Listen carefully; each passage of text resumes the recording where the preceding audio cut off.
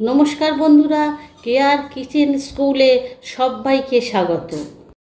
আজকে আমি তৈরি করে দেখাবো সাবু মাখা। এই সাবু মাখা উপোসের দিনে আমরা সচরাচর খেয়ে থাকি। সাবু মাখার জন্য প্রথমেই এই সাবুটা 4 থেকে 5 ঘন্টা আমি ভিজিয়ে রেখেছিলাম।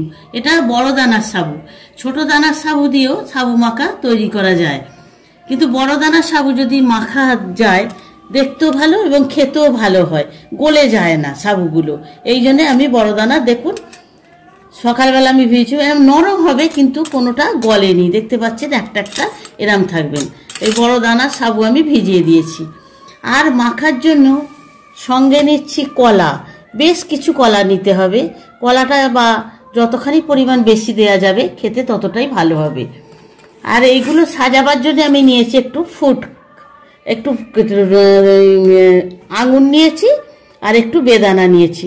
আপনারা নানা রকম ফল এতে ছোট ছোট করে কুচো করে এই সাবু মাখায় দেয়া যায়, আপনারা দিতেই পারেন, কিন্তু আমি কোনো ফল দেবো না, কলাটাই খালি দিয়ে মাখবো। আমি এগুলো সাজাবার জন্য এগুলো একটু রেখেছি। আর দিতে পারেন দই দেয়া যায়, এতে দই দিয়েও মাখা যায় সাবুটা, দই মাখলেও খেতে ভালো হয়, কিন্তু আমি দই দেবো না, আজকে নারকোল দিচ্ছি বলে খেতে আরো গুরুপাক হয়ে যাবে ওই জন্য। আর এই নারকোল একটু অবশ্যই দিতে হবে কুড়ে। এই নারকোল আমি একখানা মিডিয়াম সাইজের নারকোল আমি কুড়েছি, এই নারকোলটা আমি কুড়ে এতে মাখবো সাবু মাখায়। আর দিতে হবে বাতাসা। আপনারা বাতাসা না দিয়ে এখানে চিনিও দেয়া যায় বা আখের গুঁড়ো দেয়া যায়, যে যেটা খেতে পছন্দ করবেন সে সেটা দিয়ে এই সাবু মাখাটা তৈরি করতে পারেন। এবার আমি সাবু দিয়েছি, এতে আমি বাতাসা গুঁড়িয়ে দিয়ে দেবো। বাতাসাগুলো একটু জলের ভেতরে এরম দিয়ে রাখলে বাতাসাগুলো নিয়েছি, নাহলে মাখাটা বড্ড টাইট হয়ে যাবে, টাইট হয়ে গেলে খেতে ভালো হবে না। বাতাসাগুলো এরম ভিজিয়ে দিতে হবে, দিয়ে এইভাবে মেখে নিতে হবে। তাহলে আমি বাতাসাগুলো আগে জলের ভিতরে দিয়ে রেখেছিলাম, সেই জন্যে তাড়াতাড়ি এটা গলে গেছে। এবারে আমি কলাগুলো এর সাথে এইভাবে চটকে একটু মেখে নেব। যদি এইভাবে একটু চটকে দেওয়া যায় তাহলে কলাগুলোকে ভালো হবে। এইভাবে মেখে নিতে হবে কলাগুলো। এই সমস্ত কলাগুলো এইভাবে আগে একটু এইভাবে মেখে নিতে হবে, চটকে চটকে এভাবে মাখতে হবে। আর যদি কলাগুলো নরম হয় তাহলে কিন্তু ভীষণ ভালো হবে, কলাগুলো নরম হলে মাখার সুবিধে হবে। এইভাবে আমি প্রতিটা কলা মেখে নিচ্ছি। আমি এই কলাগুলো দিয়ে পুরো সাবুটা আগে মেখে নিয়েছি।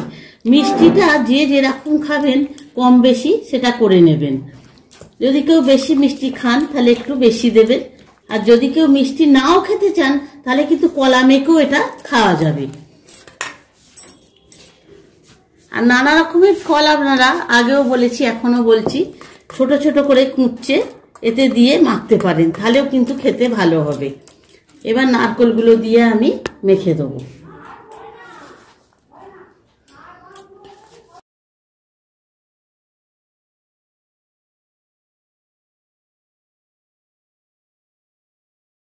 আমার একেবারে মাখা হয়ে গেছে, আমি এটা একটুখানি সাজিয়ে দেবো। এবারে